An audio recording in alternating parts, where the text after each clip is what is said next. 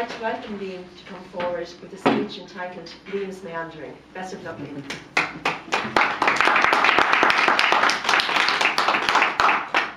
Can you all see? Yeah. Yes. Okay, I'm not wonderful at the Irish, but I'll try and introduce something along the way. As you can see, my speech tonight is called Liam's Meanderings, which can mean many things, but tonight I'm comparing my life and my life's work and family, etc. to a river. Things change as we go through life, and I'll be stopping at 4 places along the way. We'll be in a very expensive boat going along. No expense spared here in Toastmasters. Our first stop will be my family and the people that are important to me. Then I look at work. Finally, there's a sort of more philosophical area, changes in my life, and total changes, and finally coming to the present.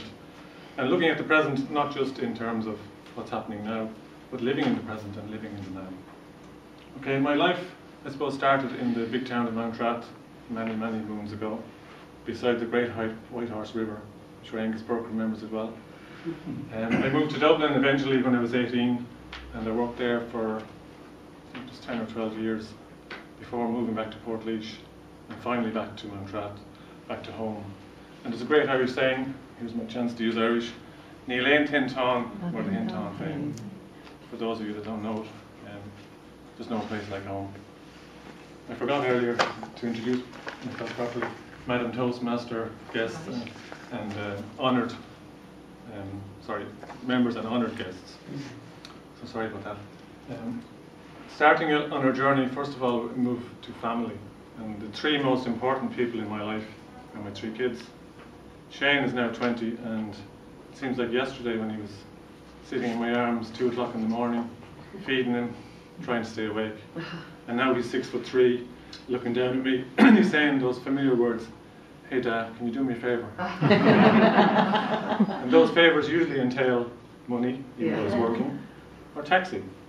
Take me here, take me there.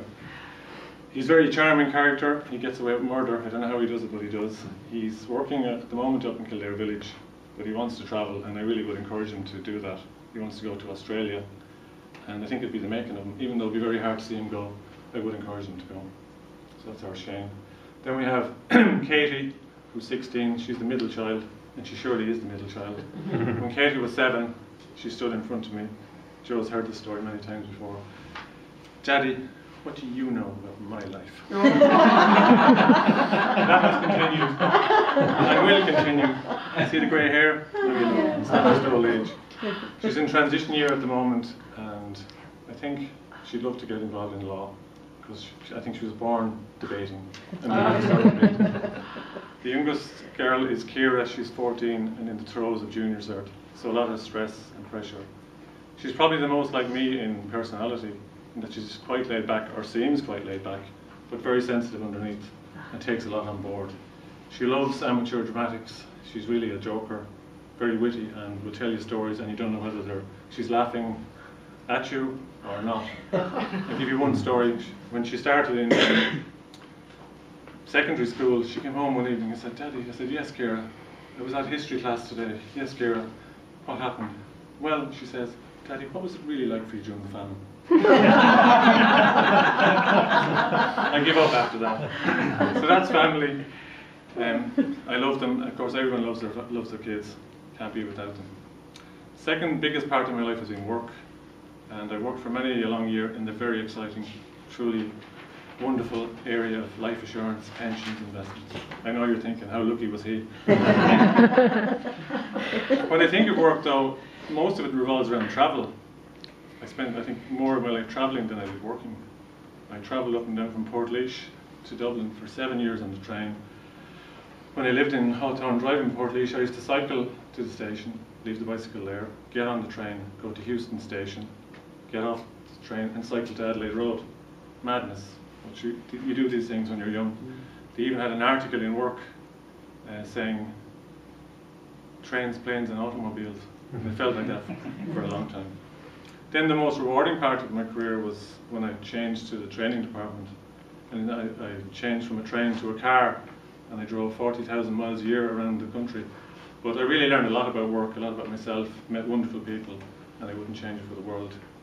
And that neatly brings me on to changes, because in 2010 when the world fell apart for a lot of people, and financial services especially, I was made redundant. So I had a choice, how do I face this? So I said, well, this is an opportunity for me to get into somewhere where I'm really passionate about. So I started a degree in counselling and psychology, and I'm still working on that, because mental health is an area I'd love to work in. And to get some practical experience, I joined AWARE, I'm sure you've heard of them, as a volunteer group facilitator, and really loved that. In fact, AWARE are hoping to open up an office, a venue here in Portlaoise in the next couple of months. So really looking forward to that. Finally, we move along to the present. Part of what I'm going to speak about is where I am working now. For the first time ever, I'm working in Portlaoise. 10 minutes to work, 10 minutes home, from 5 in the evening. I don't know myself. I work with a company called Leash Partnership, you might have heard of it. We work with unemployed people, trying to find them training and work placements. So I'm really loving that. But what I really want to get to is the present in terms of the now. How often do we manage to live in the now? Very, very difficult. I've tried it myself, it's very, very hard. We live in the past a lot, we worry about the future, but do we live in the now? Can we do it? So, before I finish, I would ask you to give yourselves a gift tonight. Give yourself a present of the present. Oh, Thank you very much. wow.